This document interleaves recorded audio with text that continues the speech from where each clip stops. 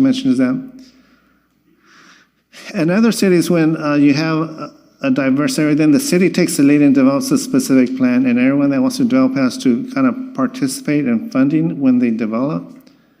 But when you have like the Gallo property, when you have a specific plan that's one ownership, then that gives the opportunity for the property owner to kind of say, hey, I have full control of this property. This is how I would like to develop. And so it gives them an opportunity to kind of share what their vision is in developing that area. Another question that I have, when we look at the sphere of influence of a community, a city, whatever, how do we take into consideration what direction we're looking at this sphere of influence? Why is one side of the city heavily weighed versus the other side of the city, or the north side versus the south side, east side versus the west side? How do we come up with those determinations, and why did we? It looks like pretty familiar with all the alternatives. They look about the same. I would say the boundary points kind of meet the same, kind of the same realm. But why and how did we come to that conclusion? That's a really great question, and really that's kind of like our bread and butter of what we deal with in the planning department. Some of the things that govern how we develop are really constraints and limitations. For example, areas outside the city limits might have property under a Williams-Snack contract, meaning the people have agreed to lower tax base because they agreed to farm it. And so they say, you know what, city, you guys just stay over there because we're going to keep farming in our community. We don't want to be part of your sphere of influence, so leave us out. And so they enjoy a tax benefit being under a Williams-Snack contract, for example. Another consideration might be where the city's current infrastructure is, where our water lines, our sewer lines are. We may not be able to grow in a certain part because we don't have a lot of infrastructure that's near that area. We might have it, for example, we might have a 12-inch sewer line or an 8-inch water main, but to serve an area further east, that needs to be replaced, enlarged, or installed new. And so we kind of look at, our low-hanging fruit, if you will. What properties are the easiest ones to develop based on cost to provide services out there? And then you got natural barriers like a river, the freeway, major streets, things of that nature. So, now's the time to think, do we want to look at amending our sphere of influence? In the city, you have the general plan boundary, which is all the area that we're looking at. And then within that smaller area is oftentimes what we call the ultimate build-out, or the sphere of influence. That means that there's properties that we're going to eventually grow there, but they're outside of the city limits right now. And then you got the city limits, so it's urban area, general plan, sphere of influence, and then city limits.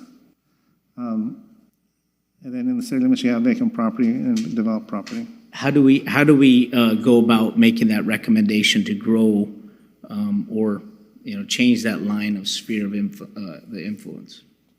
That's part of this exercise and tonight's meeting, and say, you know what, our recommendation would be, for example, alternative 3, and you can determine by consensus, do we want to grow to the south, do we want to grow to the east, or what north, or what have you. And as a commission, you can make that recommendation this evening. It's like, you know what, we like alternative 3, and we should grow to, like, for example, the Sultana area, that focus area, or grow to the south. I mean, there's different opportunities, and that's the direction you give us as staff. And then as staff, we're going to see what that looks like in terms of a build-out and what type of potential environmental impacts might be generated. And then we come back to the Planning Commission and say, here are the conditions of approval to make this plan a reality. I don't know if Michael or Jim or John have anything they want to add, or? Excuse me. Regarding the issue of the sphere of influence, the city can request a change, but the local agency formation commission is in charge of that, and so the city would have to make a case that there's, in general, not enough land within the existing sphere to accommodate the projected growth for the city. So I think that would be a challenge here to change that, but it doesn't mean that the city can't ask for it.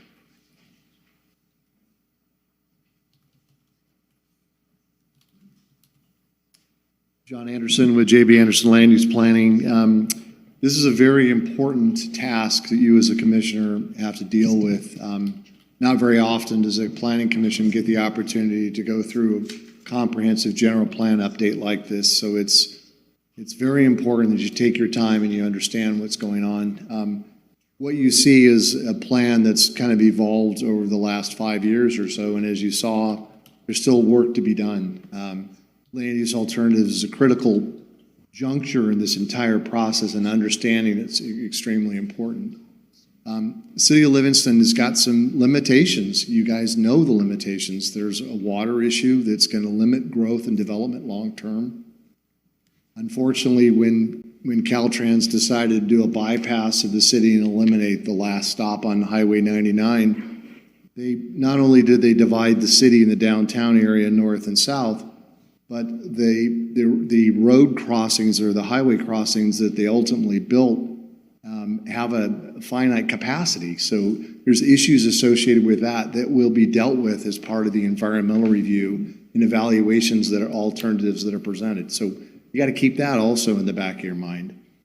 You also got to understand that the last time the city went through this comprehensive effort, they spent a lot of money.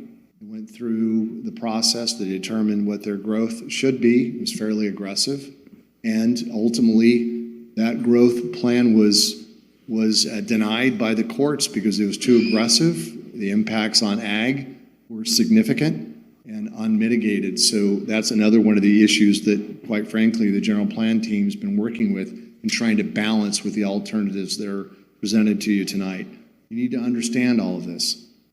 A specific plan, like Miguel and Mr. Jim Harnish, he's got more time on this than I, but I've been doing this over 40 years, and a specific plan is gosh, it's a way, quite frankly, for a city to really get very creative within that particular area and boundary.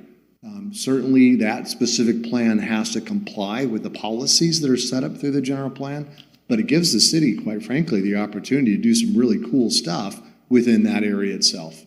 A specific plan is, in my opinion, one of the best tools we as planners have to really instill how that development is going to occur. What Miguel has said is that, creating a specific plan with a piece of property that's owned by a number of different owners sometimes can be very, very complicated. In Gallo's case, it's owned by a single owner, so it's a little bit easier to say, hey, we want to do a specific plan in this area. But it's not uncommon for cities to say, look, we're not sure exactly what the land use patterns are going to be in these areas, so we want to say, hey, we're going to require a specific plan here, and here's some general criteria that we're looking for, and then when the development communities, developer or development applicant come forward, they'll refine what it is that they want to do within that area. Gets you opportunity to plan out where the schools are going to be, and the parks, and the circulation system, and all the types of things that you need as part of the development.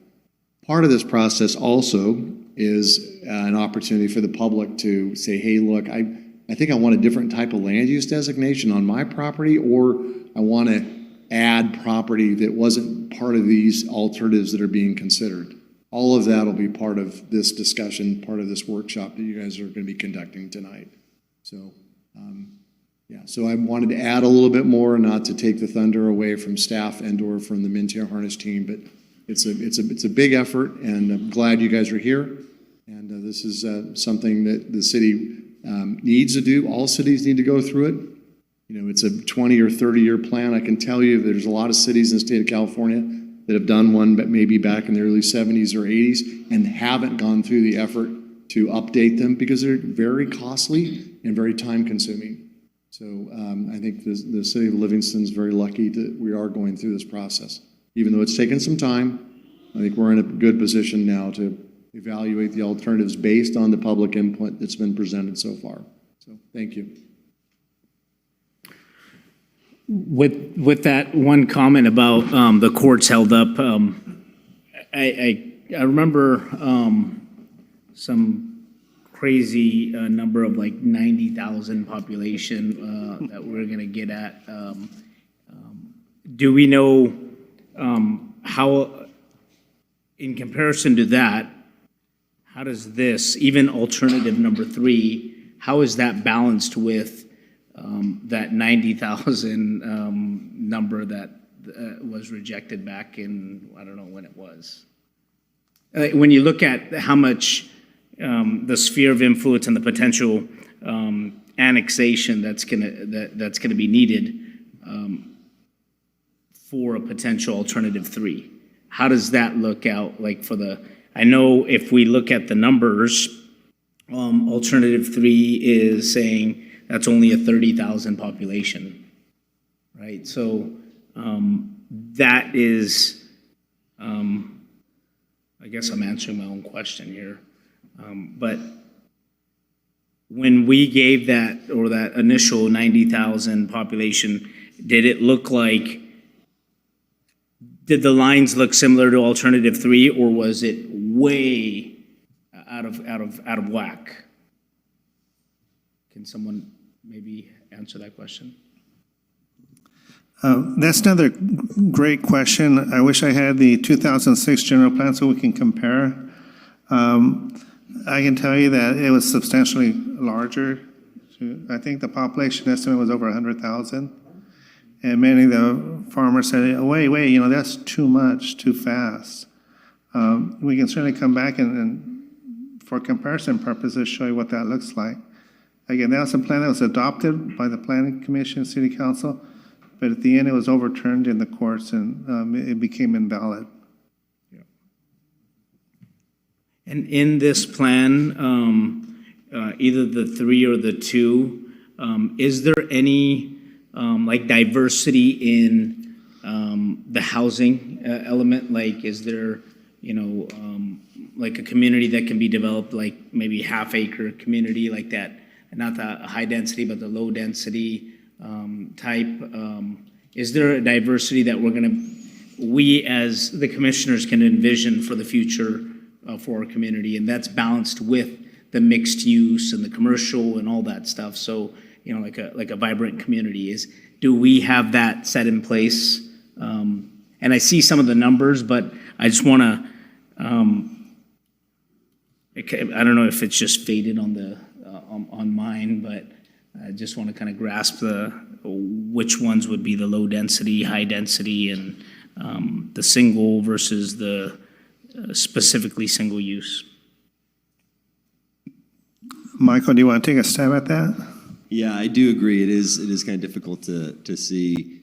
So I'll do this. Typically, our residential designations are going to be yellows and oranges. Okay. So when we look, and typically the lower the density, or when we think of single-family homes, lower the density, typically lighter the color. But you can kind of see that illustrated to the south and between those, where the kind of south of Peach and Main, you can see that. I believe that's low-density residential. Then if you kind of go in that same area, still Peach and Main, you can see that there's this bright orange, and that's going to be that high density. And so what we have done, and what your general plan already has, is it does have a variation on densities, on residential densities. So we have this low density, this medium, this high. Within those designations, it allows different types of, and encourages different types of housing.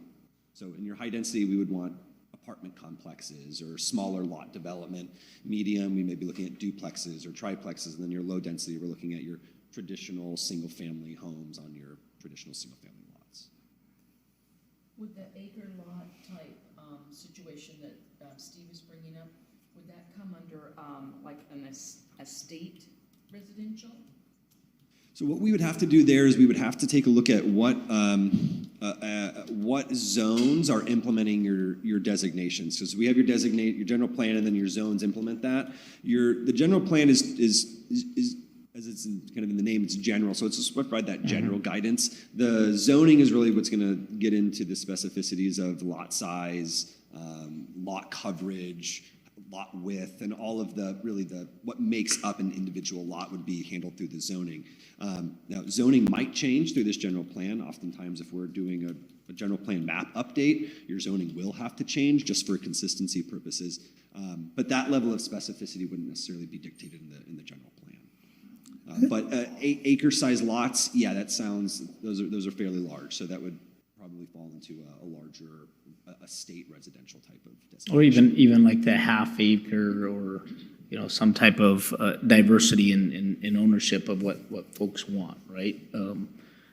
Because as a community member, I've heard those conversations like, hey, we're capped out on what we have in our communities, right?